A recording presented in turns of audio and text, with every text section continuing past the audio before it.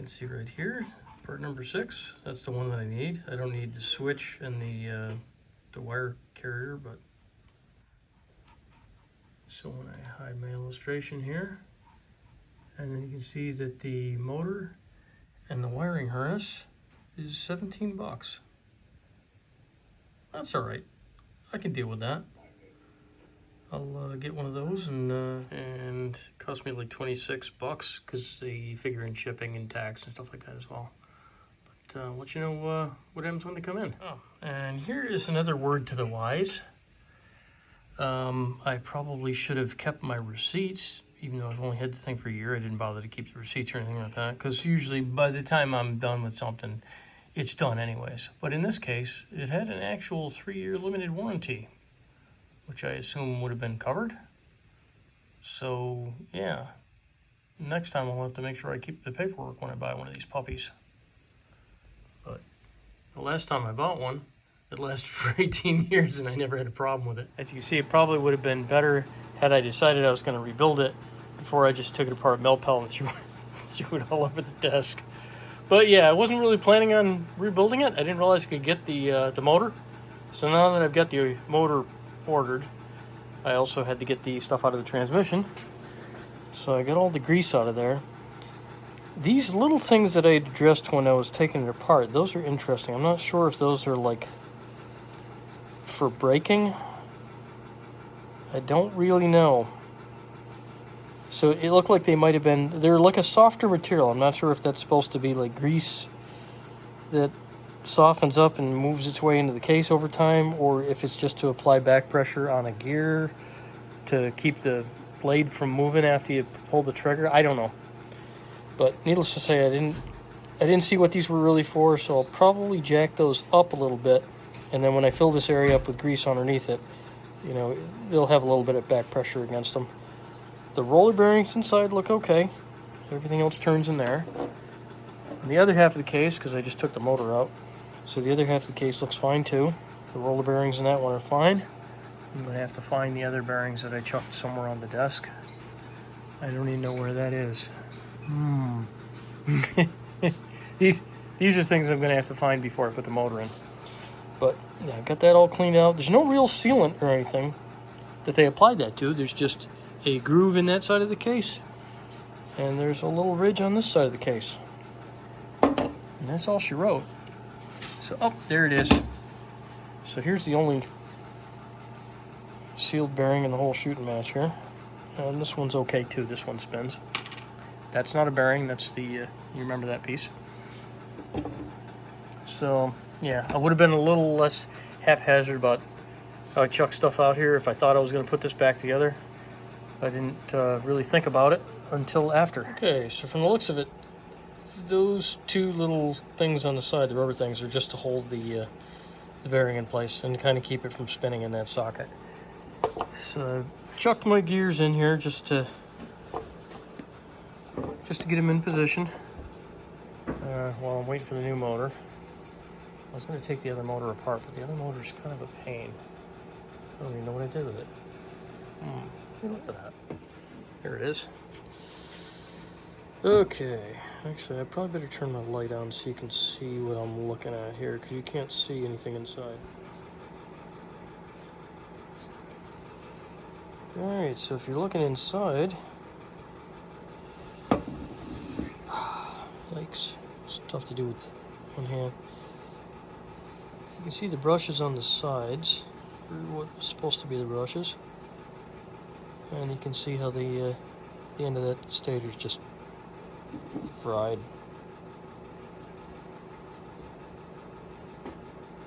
Completely grenaded. I was going to take it apart so I could see it a little bit better, but it doesn't really matter.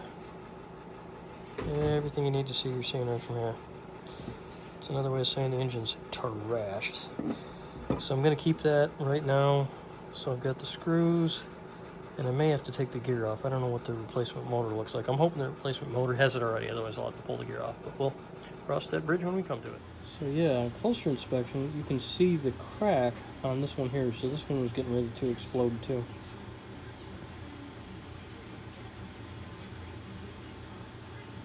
So that's not bad. That's real bad. Super cheap brush arms. And actually super cheap brushes too from the looks of things. We'll see how the other motor does. 4 to 6 days later. Alrighty. It arrived. My motor got here. Alright. You know what? I'm gonna need a bigger knife.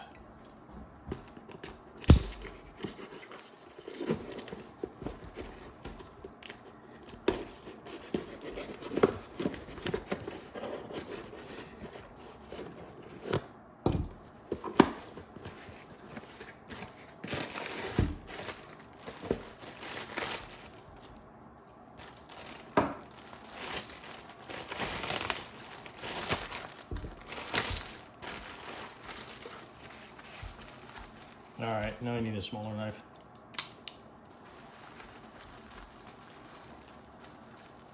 So I don't want to get all stabby with the wires and stuff.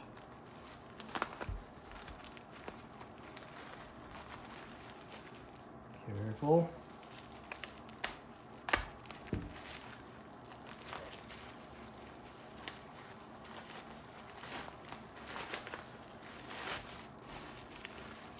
Alrighty. Brandy new. Now I'm glad that I kept the screws, because if I didn't keep the screws, it does not look like this came with those. Nope, it did not come with the screws. So if you are replacing that that motor, make sure you keep the screws, because it looks like you're gonna need them. I got my motor out here. First thing I gotta do is get the screws out of that. This is the old one.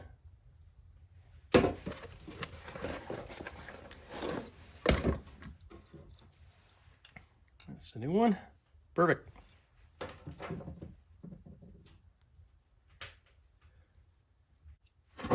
Since I go in here, so that'll probably be part number 1. So I'm gonna get the engine transmission back together again. It's in there pretty good. Come on, there you go. There she goes. There she goes. I'm gonna make sure that I put a little bit of grease in the hole here, and I'm gonna get my motor in the grease hole area up there. A little bit of grease in the hole here, so that this bearing here gets some grease. Should be pretty good shape. All right, so I went back through my video and I saw that it's the red terminal toward this end here. And all I have to do is kind of line up closest where the holes are. Whoops, I guess it'd be better if you could see it. Anyways, that's the way it goes. So I'm gonna put some Loctite on those screws and then set that in there. So this ought to be fun. Let's see if I can get some Loctite all over me. Hey, good. Nothing crazy so far. I don't think this is, magnetic enough. Drop on there. Get that back in there. Line up the hole as close as we can.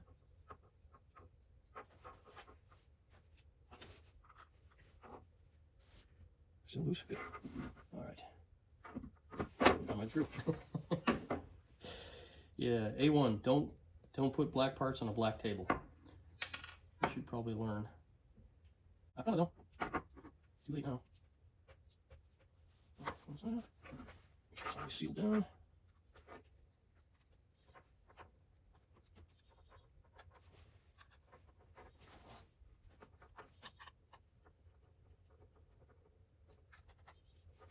Just making sure there's nothing underneath here that is making this wonky or lopsided or anything before I tighten it down the rest of the way.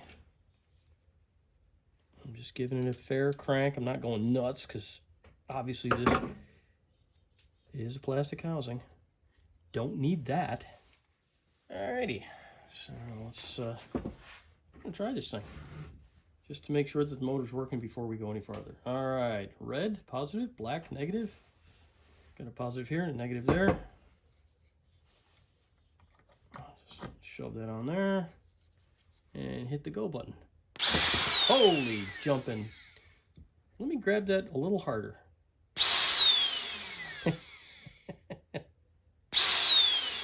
Wow. Yeah. I guess I see why that's a chainsaw motor. Ooh, she's a torquey little devil. All right. So now I'm going to just start putting grease in there, I guess. And if slap the case back together. Sweet. Alrighty, need some surface so I can set this down.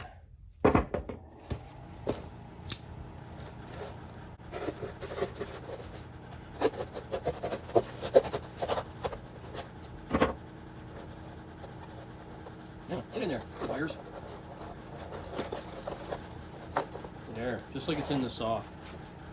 Alright, fantastic. So, we've got this, which goes on my grease gun, and then I'm going to fill up these little areas. Unfortunately, the only grease gun that I have available is my air grease gun, so this might get a little bit wild. Air lines on. I don't know what rate this is going to come flying out of here at, so this ought to be interesting. That's actually way more controllable than expected. Good. I'm going to fill this whole area down here with grease. That's interesting. It's a darker grease than I had originally. So I'm just going to purge that stuff that's in where the bearings are.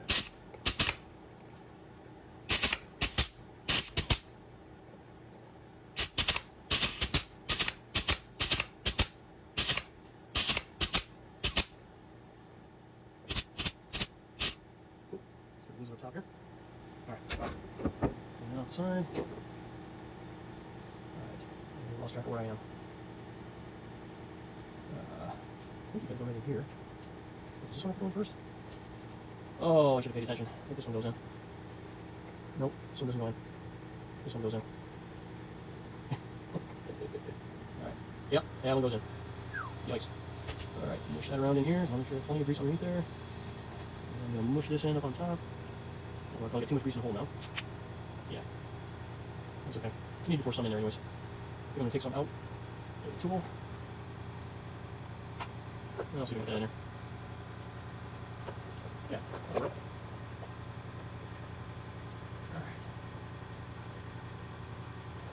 Good. Yeah, that's good.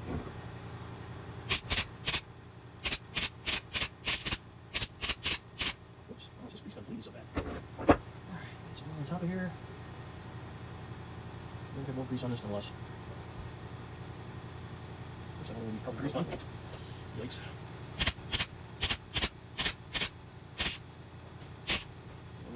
Alright, so I gooped up stuff inside of the case here. And I'll slide that on there.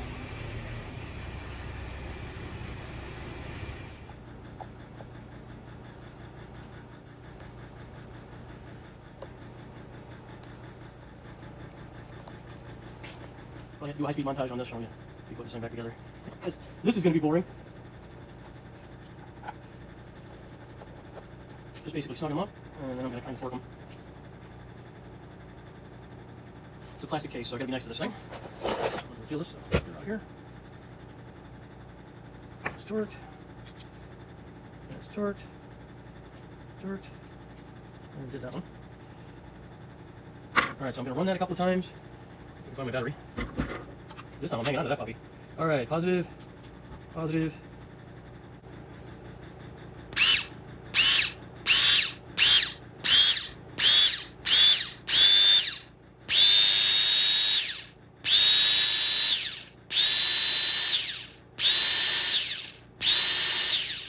Alright, so now I got everybody presumably settled in.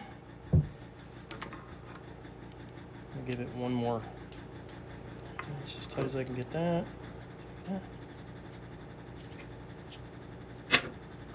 Nice. That's all she wrote on the transmission. She is all back together. And if anybody was wondering why I was being so cavalier with this was my father's. The blade on this is, it's about as sharp as a toaster. So yeah, good for stabby. As far as cutty goes, not so much.